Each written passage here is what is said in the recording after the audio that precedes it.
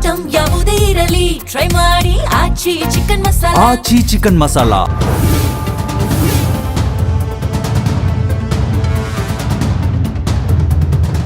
ಅಪಾರ್ಟ್ಮೆಂಟ್ನಲ್ಲಿ ನೂರಾರು ಫ್ಲಾಟ್ಗಳು ಇರೋ ರೀತಿನಲ್ಲೇ ನೂರಾರು ಸಮಸ್ಯೆಗಳು ಇದ್ದೇ ಇದೆ. ಅಲ್ಲಿ ಮಾಲೀಕತ್ವದ ಸಮಸ್ಯೆ, ನಿರ್ವಹಣಾ ಸಮಸ್ಯೆ, ಪದೇ ಪದೇ ಅಪಾರ್ಟ್ಮೆಂಟ್ ಮಾಲೀಕರು, ಕ್ಷೇಮಾಭಿವೃದ್ಧಿ ಸಂಘದವರು ಸರ್ಕಾರವನ್ನ ಪದೇ ಪದೇ ಅಪ್ರೋಚ್ ಮಾಡಿದ್ದಾರೆ. ನಮಗೆ ಈ ಒಂದು ಸಮಸ್ಯೆಗಳಿಗೆ ಪರಿಹಾರ ಕೊಡಿ ಅಂತ ಕೇಳ್ತಾನೆ ಇದ್ದಾರೆ.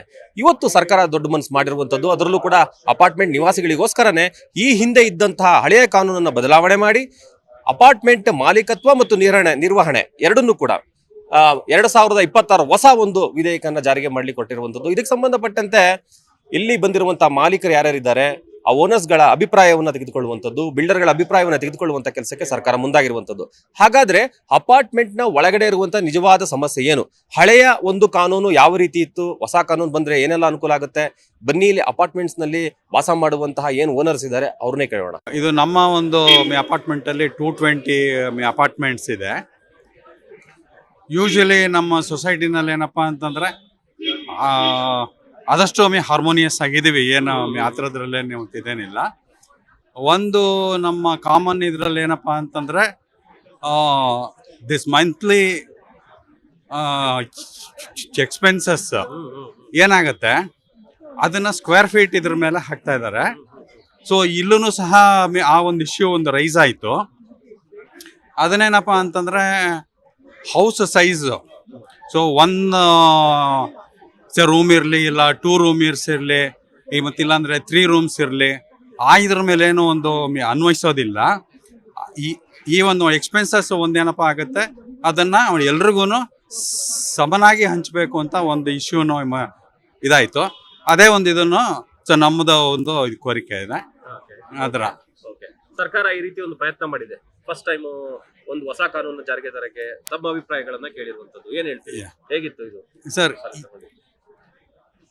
ಈ ಒಂದು ಯತ್ನ ನಮ್ಮ ಸರ್ಕಾರದ್ದು ನಮ್ಮ ಒಂದು ಸಾಮಾನ್ಯರನ್ನ ಎಲ್ಲರನ್ನೂ ಒಂದು ಮುಂದಿಟ್ಟುಕೊಂಡು ನಮ್ಮದು ಏನೋ ಒಂದು ಆಸೆ ಇದೆ, ಆಕಾಂಕ್ಷೆ ಇದೆ, ಏನೋ ಒಂದು ಇಂಪ್ರೂವ್ಮೆಂಟ್ ಆಗಬೇಕು ನಮ್ಮ ರಾಜ್ಯದಲ್ಲಿ, ಆ ಥರ ಒಂದು ಇದು ಮಾಡಿರೋದು ಬಹಳನೇ ಉತ್ತಮವಾದದ್ದು. ಆ ಥರ ಹೇಳ್ತೇನೆ. ಸರ್ಕಾರನೇ ಪ್ರಾಬ್ಲಮ್ ಮಾಡಿಟ್ಟೈತೆ. ಯಾಕಂತಂದ್ರೆ ಇವಾಗ ಸರ್ಕಾರ ಒಂದು ಕಾನೂನು ಅಂತ ಮಾಡಿದ್ರೆ ಅದು ಕ್ಲೀನಾಗಿ ಮಾಡೋದೇ ಇಲ್ಲ. ಒಂದು ಡಿಸಿಪ್ಲೈನು ಒಂದು ಇದು ಅದು ಕ್ಲೀನಾಗಿ ಮಾಡಿದ್ರೆ ಒಂದು ಮಾಡಿದ್ರೆ, ಇವಾಗ ನಮಗೆ ಅವ್ರಿಗೆ ಇದು ಬೈಪರ್ಕೇಶನ್ ಅಂತ ಈ ಖಾತಾ ಅಂತ ಮಾಡಿದ್ರು. ಈ ಖಾತಾ ಅಂತ ಮಾಡಿದ್ರೆ ಸರ್ವರ್ ಇರಲ್ಲ. ಇವಾಗ ನೋಡಿ ನಮ್ದೇನೆ ಬಿ ಖಾತಾ ಇಂದ ಎ ಖಾತಾ ಅಂತ ಅಂದ್ರು, ಅಪ್ಲೈ ಮಾಡಿ 45 ದಿವಸ ಆಗಿದೆ. ಅದೇನಂತಂದ್ರೆ ಒಂದು ಡಿಪಾರ್ಟ್ಮೆಂಟಿಂದ ಇನ್ನೊಂದು ಡಿಪಾರ್ಟ್ಮೆಂಟ್ಗೆ ನಾವು ಹೋಗಿ ಮೀಟ್ ಮಾಡೋವರೆಗೂ ಆ ಫೈಲೇ ಮೂವ್ ಆಗಲ್ಲ. ಏನಕ್ಕೆ ಮಾಡ್ಬೇಕಂತವು? ಆನ್ಲೈನ್ ಅಪ್ಲೈ ಮಾಡಿ ಅಂದ್ರು, ಈ ಖಾತಾ ಅಂತ ಅಂದ್ರು. ಈ ಖಾತಾಗಳು ಸರಿಯಾಗಿ ಬರಲ್ಲ. ನಮ್ಗೆ ಇಲ್ಲಿ ರಿಜಿಸ್ಟ್ರೇಷನ್ ಆಗಲ್ಲ. ಲಕ್ಷಾಂತರ ರೂಪಾಯಿ ಹಾಕಿರ್ತೀವಿ, ಪರ್ಚೇಸ್ ಮಾಡಿರ್ತೀವಿ ಬಿಲ್ಡರ್ ಹತ್ರ, ಅವರು ಖಾತಾ ಬರಲ್ಲ, ರಿಜಿಸ್ಟರ್ ಮಾಡ್ಕೊಳ್ಳೋ. ಮುಂಚೆ ಹೆಂಗಿತ್ತು ಅದೇ ಸಿಸ್ಟಮ್ ಹೋಗಿದ್ದಿದ್ರೆ ಚೆನ್ನಾಗಿರೋದಲ್ಲ. ಇವಾಗ ಸ್ಟೆಪ್ ಬೈ ಸ್ಟೆಪ್ಪು ಅವ್ರೇನೋ ಫಿಂಗರ್ ಪ್ರಿಂಟ್ ಕೊಡಬೇಕು, ಸರ್ವರ್ ಇರಲ್ಲ. ಅಲ್ಲೋದ್ರೆ 12 ಗಂಟೆಗೆ ಬನ್ನಿ ಅಂತಾರೆ, ಗೌರ್ಮೆಂಟ್ ಆಫೀಸರ್ ಇರಲ್ಲ. 12 ಗಂಟೆಗೆ ಹೋಗಿ ನಾವು ಕಾಯಿದ್ರೆ ಹೊರಗಡೆ ಕಾಯಿಸ್ಬಿಟ್ಟು ಅವ್ರು ಏನೋ ಊಟಕ್ಕೆ ಹೋಗಿ 4 ಗಂಟೆಗೆ ಬರ್ತಾರೆ, 5 ಗಂಟೆಗೆ ಆಫೀಸ್ ಮುಗಿಸ್ತಾರೆ, ಹೋಗ್ತಾರೆ. ಇದೇ ತರ ಆಗ್ತಾ ಇದೆ ಹೊರತು ಈ ಖಾತಾ ಬೇಕಾಗಿರ್ಲಿಲ್ಲ. ಜನಗಳಿಗೆ ಬೇಕಾಗೇ ಇರ್ಲಿಲ್ಲ. ಈ ಖಾತಾ ನಡೆಯೋದು ನಡ್ಕೊಂಡು ಹೋಗ್ತಾ ಇತ್ತು. ಏನ್ ಪ್ರಾಬ್ಲಮ್ ಆಗಿತ್ತು ಏನ್ ಹೇಳಿ? ಈ ಖಾತಾ ಏನಕ್ಕೆ ಬೇಕಾಗಿತ್ತು? ಇದರಿಂದ ಜನಗಳಿಗೆ ಇನ್ನೂ ಸ್ವಲ್ಪ ಕಷ್ಟನೇ ಇರ್ಲಿಲ್ಲ, ಇನ್ನೂ ಕಷ್ಟನೇ ಹೊರತು ಇದನ್ನ ಬೆನಿಫಿಟ್ ಏನೂ ಇರ್ಲಿಲ್ಲ. ಅದು ಬಿಟ್ಟು ಇನ್ನೇನ್ ಪ್ರಾಬ್ಲಮ್ ಇದೆ ಅಪಾರ್ಟ್ಮೆಂಟ್ ಅಲ್ಲಿ? ಇವಾಗ ಅಪಾರ್ಟ್ಮೆಂಟ್ ಮೇಂಟೆನೆನ್ಸ್ ಇರ್ಬೋದು, ಏನ್ ಅದರಿಂದ ಸರ್ಕಾರ ಏನಿಲ್ಲ, ಅಲ್ಲಿರೋ ಅಸೋಸಿಯೇಷನ್ ಮಾಡ್ಕೊಂತಾರೆ, ಎಲ್ಲ ಮಾಡ್ಕೊಂತಾರೆ, ಅವೇನ್ ತೊಂದರೆ ಇಲ್ಲ. ಕಸ ತೆಗಿಯಲ್ಲ, ಎಲ್ಲಿ ನೋಡಿದ್ರೇನು ಕಸ. ನಾವು ನೋಡಿ ಇವಾಗ ಅಪಾರ್ಟ್ಮೆಂಟ್ ಅಲ್ಲಿ ಇದೀವಿ, ಕರೆಕ್ಟಾಗಿ ಟ್ಯಾಕ್ಸ್ ಕಟ್ತಾ ಇದೀವಿ, ಎಲ್ಲ ಮಾಡ್ತಾ ಇದೀವಿ. ಕಸನೇ 2 ದಿವಸ ಆದ್ರೂ ಕಸ ಎತ್ತಲ್ಲ, ಎಲ್ಲಿ ನೋಡಿದ್ರೇನು ಕಸ. ಮಕ್ಳಿಗೆ ಹುಷಾರಿಲ್ದಂಗೆ ತಪ್ತಾ ಇದೆ. ಅವು ನೋಡಿ ಅಂತಂದ್ರೆ ನಾನು ಈ ಖಾತಾ ಮಾಡ್ತೀನಿ, ಇರೋ ಸಿಸ್ಟಮ್ಯಾಟಿಕ್ ಆದ್ರೂ ಒಂದು ಮಾಡಲ್ಲ. ಸರ್ವರ್ ಅಪ್ಲೋಡ್ ಮಾಡಿರ್ತೀವಿ, ನಾಳೆ ಹೋಗಿ ಚೆಕ್ ಮಾಡಿದ್ರೆ ಅಲ್ಲಿ ಓಪನ್ ಆಗಲ್ಲ, ಸರ್ವರ್ ಶಟ್ ಡೌನ್ ಅಂತ ಬರ್ತಾ ಇದೆ. ಏನಕ್ಕೆ ಉಪಯೋಗ ಇದನ್ನಿಂದ? ಇದರಿಂದ ಏನಕ್ಕೂ ಉಪಯೋಗ ಇಲ್ಲ. ಸೊ 60-40ನಲ್ಲಿ 8 ಫ್ಲಾಟ್ ಮೊದಲೇ ಇತ್ತು, 8 ಫ್ಲಾಟ್ ಪರ್ಮಿಷನ್ ಕೊಡ್ತಾ ಇದ್ರು. ಇವಾಗ ಏನಾಗಿದೆ ಅಂದ್ರೆ ಅದಕ್ಕೆ ಬೈಫರ್ಕೇಶನ್ ಖಾತಾ ಆಗ್ತಾ ಇಲ್ಲ. ಬಿಲ್ಡರ್ಸ್ ಇವಾಗ ಕೊಟ್ಟಿದ್ದಾರೆ, ನಮ್ಗೆ ಪೊಸಿಷನ್ ಕೊಟ್ಟಿದ್ದಾರೆ, ಅಪಾರ್ಟ್ಮೆಂಟ್ ಅಲ್ಲಿ ಇದೀವಿ. ಆದ್ರೆ ಏನಂದ್ರೆ ಈ ಬೈಫರ್ಕೇಶನ್ ಖಾತಾ ಗೌರ್ಮೆಂಟ್ ನಿಲ್ಸಿರೋದ್ರಿಂದ ಅದಕ್ಕೆ ರಿಜಿಸ್ಟರ್ ಆಗ್ತಾ ಇಲ್ಲ, ಲೋನ್ ಆಗ್ತಾ ಇಲ್ಲ. ಸೊ ಹಿಂಗಾಗಿ ಸೊ ಏನಾಗಿದೆ, ತುಂಬಾ ಅಪಾರ್ಟ್ಮೆಂಟ್ ಪರ್ಚೇಸರ್ಗೆ ಅಲ್ಲಿ ಇರೋರಿಗೆಲ್ಲ ತೊಂದರೆ ಆಗಿದೆ. ಅಲ್ಲಿ ಎಲ್ಲದೂ ಮಾಡ್ತಾ ಇದ್ದಾರೆ. ಈಗ ಬಿಲ್ಡರ್ ಸೈಡ್ ಎಲ್ಲ ಅವರು ಮಾಡ್ತಾರೆ, ಅವ್ರ ಕರ್ತವ್ಯ. ಇವ್ರು ಏನ್ ಮಾಡ್ತಾರೆ, ಮಧ್ಯದಲ್ಲಿ ಇದು ಬೈಫರ್ಕೇಶನ್ ಖಾತಾನ ನಿಲ್ಸ್ಬಿಟ್ಟಿದ್ದಾರೆ. ಮತ್ತೆ ಪವರ್ ಕೊಡ್ತಾ ಇಲ್ಲ. ಪವರ್ ಬಿಲ್ಡರ್ ಎಲ್ಲ ಕಟ್ಬಿಟ್ಟಿದ್ದಾರೆ. ನಮ್ಮ ಫ್ಲಾಟ್ಗಳಲ್ಲಿ ಆಲ್ಮೋಸ್ಟ್ ಒಂದು 15 to 20 lakhs ಕಟ್ಬಿಟ್ಟಿದ್ದಾರೆ. 60-40ನಲ್ಲಿ 8-10 ಫ್ಲಾಟ್ ಕಟ್ಟಿದ್ದಾರೆ. ಮೊದಲೆಲ್ಲ ಇತ್ತು, ಸೇಮ್ ರೆಗ್ಯುಲರ್ ಪ್ರಾಕ್ಟೀಸೇ ಅದು ನಡೀತಾ ಇತ್ತು. ಇವಾಗ ಅದೇನೋ ಈ ಗೌರ್ಮೆಂಟ್ ಬಂದ್ಮೇಲೆ ಇವಾಗ ಚೇಂಜ್ ಮಾಡಿದ್ದಾರೆ. ಇಲ್ಲ ಅದನ್ನ ಹೇಳಿದ್ರೆ ಇಲ್ಲ, ಅವರು ಇನ್ನ ಬಿಡ್ತಾರೆ, ಖಾತಾ ಬಿಡ್ತಾರೆ, ಬೈಫರ್ಕೇಶನ್ ಖಾತಾ ಬಿಡ್ತಾರೆ, ನಿಮಗೆ ಪವರ್ ಬರುತ್ತೆ, ನಿಮಗೆ ಇದು ನಾವು ರಿಜಿಸ್ಟರ್ ಮಾಡ್ತೀವಿ, ನಿಮ್ಗೆ ಅಬ್ಸಲ್ಯೂಟ್ ಸೇಲ್ ಡೀಡ್ ಕೊಡ್ತೀವಿ ಅಂತಾರೆ. ಅವರು help they can't help it, builders they cannot do it. ಅವ್ರು ಏನು ಮಾಡಿದ್ದಾರೆ, ಒಂದು 50-60 ಲಕ್ಷಕ್ಕೆ ಕೊಟ್ಬಿಟ್ಟು ಒಂದು 20 ಲಕ್ಷ 30 ಲಕ್ಷ ನಮ್ಮ ಹತ್ರ ತೊಗೊಂಡು ನಮಗೆ ಪೊಸಿಷನ್ ಕೊಟ್ಬಿಟ್ಟಿದ್ದಾರೆ. ಅವ್ರದ್ದೇನು ಪ್ರಾಬ್ಲಮ್ ಇಲ್ಲ. ಈ ಥರ ಮಾಡಿದ್ರೆ ಗೌರ್ಮೆಂಟ್ ಈ ಥರ ಹೋಲ್ಡ್ ಮಾಡಿದ್ರೆ ಏನು ಮಾಡೋಕ್ಕಾಗುತ್ತೆ? ಈಗ ಎಲ್ಲ ಟವರ್ಗಳು ದೊಡ್ಡ ಟವರ್ OCCC ಪ್ರಾಜೆಕ್ಟ್ಗಳೇ ತೊಗೊಳಕ್ಕಾಗತ್ತಾ? 1 ಕೋಟಿ 1.5 ಕೋಟಿ 50 ಲಕ್ಷ 60 ಲಕ್ಷ ಕಾಮನ್ ಮ್ಯಾನ್ ಫ್ಲಾಟೇ ತೊಗೊಳೋದು ಬೇಡ ಬೆಂಗಳೂರಲ್ಲಿ? ಮೊದಲೆಲ್ಲ 8-10 ಫ್ಲಾಟ್ ನಡೀತಾ ಇದೆ, ಈಗಲೂ ನಡೀತಾ ಇದೆ. ಅದನ್ನು ಹೋಲ್ಡ್ ಮಾಡಿಟ್ರೆ ಏನಾಗುತ್ತೆ? ಅದು what is the use? At least ಏನು 50-60 ಲಕ್ಷ ಮನೆನೇ ತೊಗೊಳೋದು ಬೇಡ ಅಂತ ಇವ್ರ ಪ್ರಕಾರ. ಎಲ್ಲರೂ OCCC ಟವರ್ ಬಿಲ್ಡಿಂಗ್ಗೆ ತೊಗೊಳಕ್ಕಾಗಲ್ಲ. ಎಲ್ಲಿ ತೊಗೊಳಕ್ಕಾಗುತ್ತೆ? ಶೋಭಾ ಬ್ರಿಗೇಡು ಮಂತ್ರಿ ಈ ಥರನೇ ತೊಗೊಳಕ್ಕಾಗತ್ತಾ? ಸ್ಮಾಲ್ ಟರ್ಮ್ ಅವ್ರಿಗೆ ಬಿಲ್ಡರ್ಗೆ ಆಗಲಿ, ಆಮೇಲೆ ಬಿಲ್ಡರ್ಸಿಗೆ ಆಗಲಿ, ಇವನ್ 50 to 60 lakhs ಪ್ರೈಸ್ ಬ್ರಾಕೆಟ್ ಅಲ್ಲಿ ಯೂಸ್ ಮಾಡೋರಿಗೆ ಅದು ಬೇಕಾಗಿಲ್ವಾ ಅವ್ರಿಗೆ? ಅಲ್ವಾ ಹೇಳಿ? ನಾವೇ ಯೋಚನೆ ಮಾಡಿ. ನೀವೇ ಈಗ 1.5 ಕೋಟಿ 2 ಕೋಟಿ ಫ್ಲಾಟೇ ತೊಗೊಳಕ್ಕಾಗತ್ತಾ? ನಿಮ್ಮ ಬಡ್ಜೆಟ್ ಇನ್ನೊಂದು 50 ಲಕ್ಷಕ್ಕೆಲ್ಲ ಒಂದು ಮನೆ ಮಾಡೋಣ ಬೆಂಗಳೂರಲ್ಲಿ ಅಂತ ಇರುತ್ತೆ. ನಿಮ್ದೊಂದು ಡ್ರೀಮ್ ಹೌಸ್ ಮಾಡೋಣ ಅಂತ ಹೇಳಿ ಅದು ಆಗಲ್ಲ. ಈಗ ಇನ್ನೇನಿದ್ರು ನೀವು ಹೋಗ್ಬೇಕು 5 ಕೋಟಿ 6 ಕೋಟಿ. ಸಂಬಂಧಪಟ್ಟಂಗೆ ಈ ಹೊಸ ಕಾನೂನಲ್ಲಿ ಉಲ್ಲೇಖ ಇದೆಯಾ? ಯಾವ್ದು ಸಂಬಂಧಪಟ್ಟಂತೆ ಬೈಫರ್ಕೇಶನ್ ಖಾತದ್ದು ಇದೆ, ಮಾಡ್ತೀರಿ ಬಿಡ್ತೀವಿ ಅಂದ್ರೆ. ಈಗ ತುಷಾರ್ ಗಿರಿನಾಥ್ ಅವರಿಗೆ ಕಮಿಷನರ್ಗೆ ಕೇಳಿದ್ವಿ, ತುಷಾರ್ ಗಿರಿನಾಥ್ ಅವ್ರಿಗೆ ಕೇಳಿದ್ವಿ, ಇಲ್ಲ ಆಗತ್ತೆ 5,000 ಇದೆ, ನಿಮಗ್ ಬಿಟ್ಟಿದೀವಿ ಆಗತ್ತೆ ಅಂತಾರೆ. ಅದೇ BBMP ಆಫೀಸಿಗೆ ಕೊಳಿದ್ರೆ ಇನ್ನ ಬಿಟ್ಟಿಲ್ಲ, ಬಿಡ್ತಾರೆ. ಈ ಗೌರ್ಮೆಂಟ್ ಬಂದ್ಮೇಲೆ ಸಿದ್ದರಾಮಯ್ಯ ಅವರು ಹೋದಾಗ ಇಲ್ಲ, DK ಶಿವಕುಮಾರ್ ಅವ್ರು ಬಂದಾಗ ಬಿಡ್ತಾರೆ, ಅವ್ರು ಬಂದಾಗ ಬಿಡ್ತಾರೆ, ಇವ್ರು ಬಂದ್ಬಿಡ್ತಾರೆ. ನಾವು ಮೋಸ್ಟ್ಲಿ ಎಲ್ಲ ಟಿಕೆಟ್ ತಗೊಂಡ್ಮೇಲೆ ಬಿಟ್ಬಿಡ್ತಾರೆ ಅಷ್ಟೇ. ಏನಾಗಿದೆ ಅಂದ್ರೆ 2022ವರೆಗೂ ಖಾತಾ ಬೈಫರ್ಕೇಶನ್ ಅನ್ನೋದು BBMP ಲೆವೆಲ್ಸ್ ಅಲ್ಲಿ ಆಗ್ತಿತ್ತು. ಈ ಖಾತಾ ಮ್ಯಾಂಡೇಟರಿ ಆದ್ಮೇಲಿಂದ ಇಟ್ ಇಸ್ ಫಾರ್ ಗುಡ್, ಒಳ್ಳೇದ್ ಮಾಡೋದಕ್ಕೆ ಅವರು ಒಂದು ರಿಫಾರ್ಮ್ ತಂದ್ರು. ಈ ಖಾತಾ ಅಂತ ಬೈಫರ್ಕೇಶನ್ ಅದು ಆಲ್ಮೋಸ್ಟ್ 2 ವರ್ಷದಿಂದ ಏನೂ ನಡೀತಿಲ್ಲ. ಅದರಿಂದ ಏನಾಗಿದೆ ಅಂದ್ರೆ ಹೊಸಬ್ರು ಪರ್ಚೇಸ್ ಮಾಡಿದವರಿಗೆ ರಿಜಿಸ್ಟ್ರೇಷನ್ ಮಾಡಿ ಕೊಡಕ್ ಆಗ್ತಿಲ್ಲ, ಬಿಲ್ಡರ್ಸು ಪೊಸಿಷನ್ಸ್ ಕೊಡಕ್ ಆಗ್ತಿಲ್ಲ. ಕೇಳ್ತಿರೋದೊಂದೇ ಕ್ಲಾರಿಟಿ ಏನು, ಈ ತರ ಸಣ್ಣ ಬಿಲ್ಡಿಂಗ್ಗಳು ಕಟ್ಟೋದೇ ನಿಲ್ಲಿಸ್ಬಿಡಿ ಅಂತ ನಾನು ಹೇಳ್ಬಿಡ್ಲಿ. ಕಟ್ಟಿರೋರ್ಗನ ಏನೋ ಒಂದು solution. All buyers or sellers is expecting is a closure. ಏನೇನ ಮಾಡಿಬಿಡ್ಲಿ, ರಿಜಿಸ್ಟ್ರೇಷನ್ಗೆ ಅನುಕೂಲ ಮಾಡಿ ಕೊಡ್ಲಿ ಅಂತ ಕೇಳ್ತಾರೆ. ಮೇನ್ ಓನರ್ಶಿಪ್ ಖಾತಾ ಬಿಟ್ರೆ ಖಾತಾ ರಿಜಿಸ್ಟ್ರೇಷನ್ಸ್ ಆಗುತ್ತೆ ಸರ್.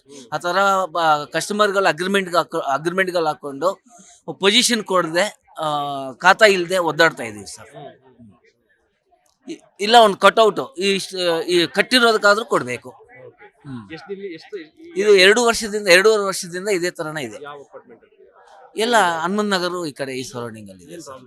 ಅದೇ ಖಾತಾ ಮೇನ್ ಖಾತಾ ಕರೆಂಟ್ ಕೊಡ್ತಾ ಇಲ್ಲ. ಕೇಳಿದಕ್ಕೆ ಇಗ್ನೋರ್ ಮಾಡ್ಬಿಟ್ರಲ್ಲ ಸರ್. ಕೇಳಿದಕ್ಕೆ ಅಲ್ಲಿ ಕೃಷ್ಣ ಬೈರೇಗೌಡ ಸಾಹೇಬರ ಹತ್ರ ಕೇಳಿದಕ್ಕೆ ಅದ್ರ ಬಗ್ಗೆ ಮಾತಾಡಲೇ ಇಲ್ಲ. ನನ್ನ ಇಂಟೆನ್ಷನ್ ಏನಿದೆ ಅಂದ್ರೆ 120 ಅಪಾರ್ಟ್ಮೆಂಟ್ ವರೆಗೆ ಸಿವೇಜ್ ಟ್ರೀಟ್ಮೆಂಟ್ ಪ್ಲಾಂಟ್ ಬೇಡ ಅಂತ ಗೌರ್ಮೆಂಟ್ ಕಾನೂನು ಮಾಡಿದೆ. ಎಲ್ಲಿ ಸಿವರ್ಡ್ ಲೈನ್ ನಲ್ಲಿ 120ಕ್ಕಿಂತ ಜಾಸ್ತಿ ಇದ್ರೆ ಅವ್ರಿಗೆ ಮೋರಿಗೆ ಬಿಡಬೇಕು ರಾತ್ರಿ. ನಮಗೆ ಸಿವೇಜ್ ಎಷ್ಟು ಯೂಸ್ ಮಾಡ್ತೀವಿ ಹಾರ್ಡ್ಲಿ 10%. ಇವತ್ತು 1 ಲಕ್ಷ ಲೀಟರ್ ಸಿವೇಜ್ ಜನರೇಟ್ ಆದರೆ ಅದರಲ್ಲಿ ಯೂಸ್ ಆಗೋದು 15,000 to 20,000 ಮಾತ್ರ ಫ್ಲಶ್ ಔಟಿಗೆ ಯೂಸ್ ಆಗ್ತದೆ. ಗಾರ್ಡನ್ ಇಲ್ಲ, ಎಲ್ಲ ಬರ್ಕೊಡ್ತಾರೆ garden you use it for garden and flush out ಅಂತ. ಫ್ಲಶ್ ಔಟಿಗೆ ಯೂಸ್ ಆಗೋದು ಓನ್ಲಿ 10 to 15% ಅವ್ರ ಮ್ಯಾಕ್ಸಿಮಮ್ 10%.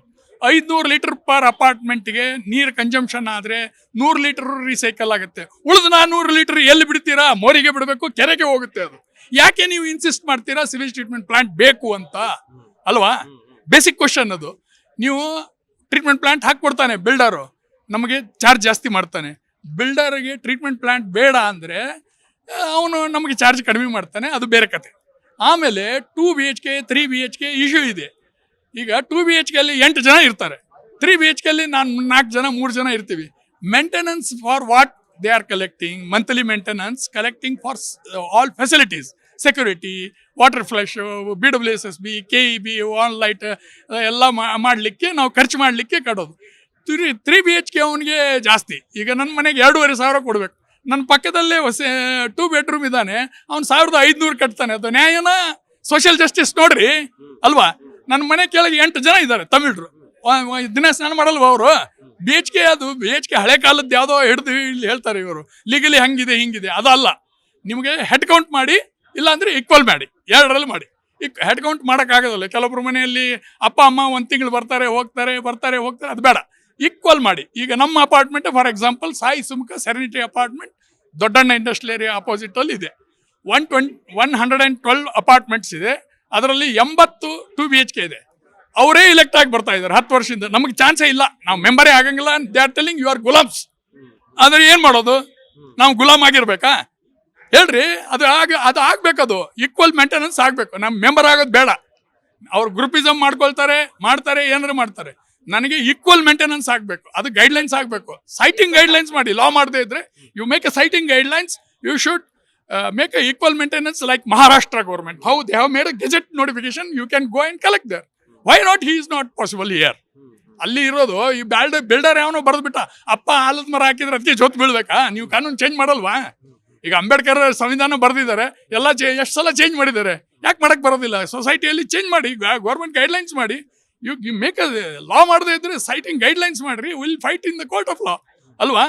ನಮಗೆ 80 ಜನ ಏನಿದ್ದಾರೆ ನಮ್ಮ ಅಪಾರ್ಟ್ಮೆಂಟ್ ಅಲ್ಲಿ, ನಾನು ಮಾತಾಡೋದು ಬೇರೆ ಬೇರೆ ಅಪಾರ್ಟ್ಮೆಂಟ್ ಬೇರೆ ಬೇರೆ ಪ್ರಾಬ್ಲಮ್ಸ್ ಇರುತ್ತೆ. 80 ಜನ ಅವರೇ ಗ್ರೂಪಿಸಮ್ ಮಾಡೋದು, ಇಲೆಕ್ಷನ್ನೇ ಮಾಡಲ್ಲ, ಹಂಗೆ ಕಂಟಿನ್ಯೂ ಮಾಡ್ತಾರೆ, ಕಲೆಕ್ಟ್ ಮಾಡ್ತಾರೆ. ಫೈನಾನ್ಸಿಯಲಿ ಅದು ಏನು ಕಲೆಕ್ಟ್ ಮಾಡಿದ ದುಡ್ಡು ಟ್ರಾನ್ಸ್ಪರೆಂಟ್ ಆಗಿ ಇಷ್ಟು ಖರ್ಚು ಮಾಡಿದೀವಿ ಅಂತ ತೋರಿಸಲ್ಲ. ಮತ್ತೆ ಯಾವ ಸೀಮೆ ಇದು ಮೀಟಿಂಗು ಅಲ್ವಾ? ಅದಕ್ಕೆ ಗೌರ್ಮೆಂಟ್ ಗೈಡ್ಲೈನ್ಸ್ ಮಾಡಬೇಕು. ಸೈಟಿಂಗ್ ಗೈಡ್ಲೈನ್ಸ್ ಅಂತ ಇರುತ್ತೆ. ಲಾ ಮಾಡ್ಲಿಕ್ಕೆ ಆಗದೆ ಇದ್ರೆ ಗೈಡ್ಲೈನ್ಸ್. ಈಗ ಯಾವುದೋ ಒಂದು ಇಂಡಸ್ಟ್ರಿ, ನಾನು ಇಂಡಸ್ಟ್ರಿ ಕನ್ಸಲ್ಟೆಂಟು ಪೊಲ್ಯೂಷನ್ ಕಂಟ್ರೋಲ್ದು. ಈಗ green category, orange category 500 meter ದೂರ ಇರಬೇಕು ಕೆರೆಯಿಂದ ಅಂತ ಒಂದು ಲಾ ಇದೆ. 500 meters away from this one. ಅದು ಪೊಲ್ಯೂಷನ್ ಕಂಟ್ರೋಲ್ ಬೋರ್ಡ್ ಅವ್ರು ನೋಡ್ಕೊಳ್ತಾರೆ. ಯಾವ್ದಾರು ಇಂಡಸ್ಟ್ರಿ ಬಂದರೆ ಡೆಮಾಲಿಷ್ ಮಾಡ್ತಾರೆ, ಅದು ಬೇರೆ ಕತೆ. They will not give permission. But ಈ ಅಪಾರ್ಟ್ಮೆಂಟ್ಗಳಿಗೆ ಒಳಗಿಂದ ಇನ್ಸೈಡ್ ಯಾಕೆ ದಿನ ಘರ್ಷಣೆ ಆಗ್ತದೆ? ಒಬ್ರಿಗೊಬ್ರಿಗೆ ಘರ್ಷಣೆ, ಒಬ್ರಿಗೊಬ್ರಿಗೆ ಮನಸ್ತಾಪ. ಯಾಕಪ್ಪ ಇದು? ತಲೆಬಿಸಿ. ಇವು ಗೈಡ್ಲೈನ್ಸ್ ಮಾಡಿ, ಗೌರ್ಮೆಂಟ್ ಇಂದ ಮಾಡಲಿ. ಮಹಾರಾಷ್ಟ್ರ ಗೌರ್ಮೆಂಟ್ ಅಲ್ಲಿ ರೆಫರ್ ಮಾಡಲಿ. They have done gazette notification ಮಾಡಿದ್ದಾರೆ ರೀಸೆಂಟ್ಲಿ, ಹೋದ ವರ್ಷ ಮಾಡಿದ್ದಾರೆ ಫಡ್ನವೀಸ್. ಆಮೇಲೆ ಮೋರೆವರ್ ಮಹಾರಾಷ್ಟ್ರದಲ್ಲಿ ಸಿನ್ಸ್ ಮೊದಲ ಅಪಾರ್ಟ್ಮೆಂಟ್ ಕಾನ್ಸೆಪ್ಟ್ ಬಂದಿದ್ದೇ ಮಹಾರಾಷ್ಟ್ರದಲ್ಲಿ, ಇಲ್ಲಲ್ಲ. ಕರ್ನಾಟಕದಲ್ಲಿ ಬಂದಿದ್ದು ಬರೀ 30-35 ವರ್ಷದಿಂದ ಬಂದಿದೆ. ಅಲ್ಲಿ 100 ವರ್ಷಗಳಿಂದ ಅಪಾರ್ಟ್ಮೆಂಟ್ ಇದೆ, ಯಾಕಂದ್ರೆ ಅಲ್ಲಿ ಜಾಗನೇ ಇರಲಿಲ್ಲ. ಅಲ್ಲಿ ಈಕ್ವಲ್ ಮೇಂಟೆನೆನ್ಸ್ ಡೇ 1 ಇಂದ ಇದೆ. ಇಲ್ಲಿ ಯಾಕೆ ಮಾಡೋಕ್ಕಾಗಲ್ಲ? Why not here? ವೈ ಮಾಡೋಕ್ಕಾಗಲ್ಲ ಹೇಳ್ತಾರೆ ಇವರು. ತಪ್ಪದು. ನೀವು ಮಾಡಿ, ಲಾಸ್ ಮಾಡಿ, ನೀವು ಇದು ತಗೊಳ್ಳಿ ಎಲ್ಲ ಜನರಿಂದ ತೊಗೊಂಡ್ಬಿಟ್ಟು ಈಕ್ವಲ್ ಮಾಡಿ ಅಂತ. ನೀವು 2 BHK ಅವನು ಯಾವನೋ ಇರ್ತಾನೆ, ಅವನು 8 ಜನ 10 ಜನ ದಬ ನೀರು ಯೂಸ್ ಮಾಡ್ತಾರೆ. ಬಾತ್ರೂಮು ಬೆಡ್ರೂಮು ಇಂಪಾರ್ಟೆಂಟ್ ಅಲ್ಲ. 3 BHK ನಮಗೂ 2 ಬೆಡ್ರೂಮ್ನೇ ಇದೆ. 2 BHK ಇರೋನ್ಗೂ 2 ಬೆಡ್ರೂಮ್ ಇದೆ. ಏನು ಡಿಫ್ರೆನ್ಸು?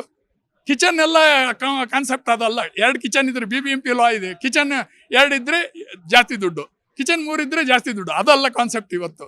ಕಾನ್ಸೆಪ್ಟ್ ಏನಿದೆ ಇವತ್ತು, ಅದು ಹಳೆ ಗೈಡ್ಲೈನ್ಸ್ ಅಲ್ಲಿ ಇತ್ತು. ಇವತ್ತೇನಿದೆ? ನಂಬರ್ ಆಫ್ ಪೀಪಲ್ ಇಲ್ಲ, ಹೆಡ್ ಕೌಂಟ್ ಮಾಡೋಕ್ಕಾಗಲ್ವಾ? ಈಕ್ವಲ್ ಮೇಂಟೆನೆನ್ಸ್ ಎಲ್ಲರೂ ಅಷ್ಟೇ, ಬೇರೆ ಏನು ಬೇಡ ನನಗೆ. I am very much particular about that. Equal maintenance ಮಾಡಿ ಅಷ್ಟೇ. That's my opinion. ಇವತ್ತು ಕರ್ನಾಟಕ ಸರ್ಕಾರ ಒಂದು ಹೊಸ ಕಾನೂನು ತಂದಿದೆ ಅಪಾರ್ಟ್ಮೆಂಟ್ ಓನರ್ಸ್ದು. ಹಲವು ವರ್ಷಗಳ ಕನಸು ಅಂತ ಹೇಳ್ಬೋದು. 72 ಆಕ್ಟ್ ಅಂತೇಳಿ ಇತ್ತು, 72ರ ಕಾನೂನು ಇತ್ತು ಅಪಾರ್ಟ್ಮೆಂಟ್. ಅದರಲ್ಲಿ ನ್ಯೂನತೆಗಳಿದ್ವು. ಏನಪ್ಪ ಅಂತಂದ್ರೆ ಎಲ್ಲಿ ರಿಜಿಸ್ಟರ್ ಮಾಡೋದು ಅನ್ನೋದು ನ್ಯೂನತೆಗಳಿದ್ವು. ಆಮೇಲೆ ಸೊಸೈಟಿಗಳಲ್ಲಿ ರಿಜಿಸ್ಟ್ರೇಷನ್ ಮಾಡ್ತಾ ಇದ್ವಿ. ಅದಕ್ಕೆ ಹೈಕೋರ್ಟ್ ಏನು ಹೇಳ್ತು ಇತ್ತೀಚೆಗೆ ಅಂತಂದ್ರೆ, ನೀವು ಇಮ್ಮೂವಬಲ್ ಪ್ರಾಪರ್ಟಿ ಅಥವಾ ಸ್ಥಿರಾಸ್ತಿ ಇರುವಂತ ಯಾವುದೇ ಒಂದು ಅಸೋಸಿಯೇಷನ್ ಅನ್ನ ಸೊಸೈಟಿ ರಿಜಿಸ್ಟ್ರೇಷನ್ ಅಂಡರ್ಲಿ ಮಾಡಂಗಿಲ್ಲ. ನೀವು ಮಾಡಂಗಿದ್ರೆ ಅಪಾರ್ಟ್ಮೆಂಟ್ ಸ್ಪೆಷಲ್ ಆಕ್ಟ್ ಅಂತೇಳಿ ಇದೆ, ಅದರಲ್ಲೇ ಮಾಡಿ ಅಂತ. ಅಪಾರ್ಟ್ಮೆಂಟ್ ಸ್ಪೆಷಲ್ ಆಕ್ಟ್ಗೆ ನಮಗೆ ಸಕ್ಷಮ ಪ್ರಾಧಿಕಾರನೇ ಇರಲಿಲ್ಲ. ಹಾಗಾಗಿ ಈಗ ಸಕ್ಷಮ ಪ್ರಾಧಿಕಾರನ ಕೊಟ್ಟಿದ್ದಾರೆ.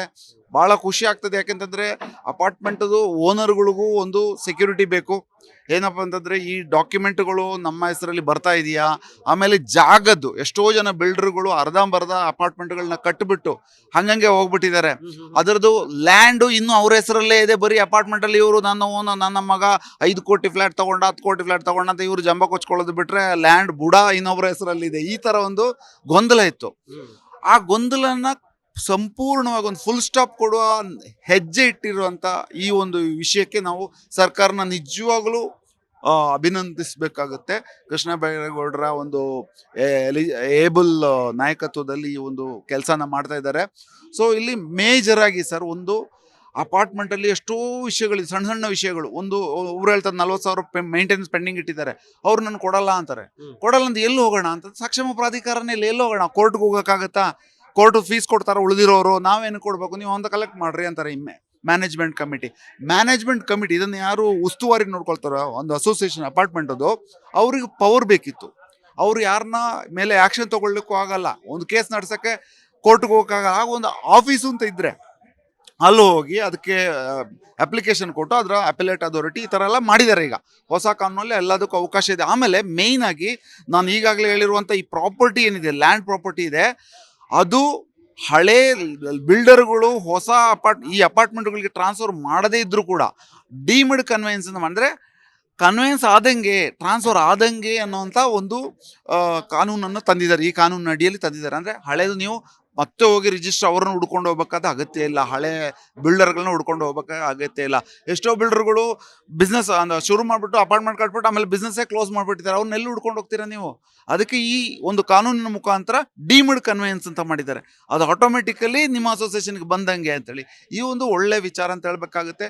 ಬೆಂಗಳೂರು ಅಂತ ದೊಡ್ಡ ನಗರದಲ್ಲಿ ಇನ್ನೇನಿದ್ರು ಅಪಾರ್ಟ್ಮೆಂಟ್ಗಳೇ ಮುಂದೆ ಬರೋದು, ಜಾಗಗಳಿಲ್ಲ. ಹಾಗಾಗಿ ಈ ಥರ ಒಂದು ನಿರ್ಧಾರ ತಗೊಂಡಿದ್ದು ಎಷ್ಟೋ ವರ್ಷದ ಸಮಸ್ಯೆಯನ್ನು ಬಗೆಹರಿಸಿದ ಹಾಗೆ ಇದೆ.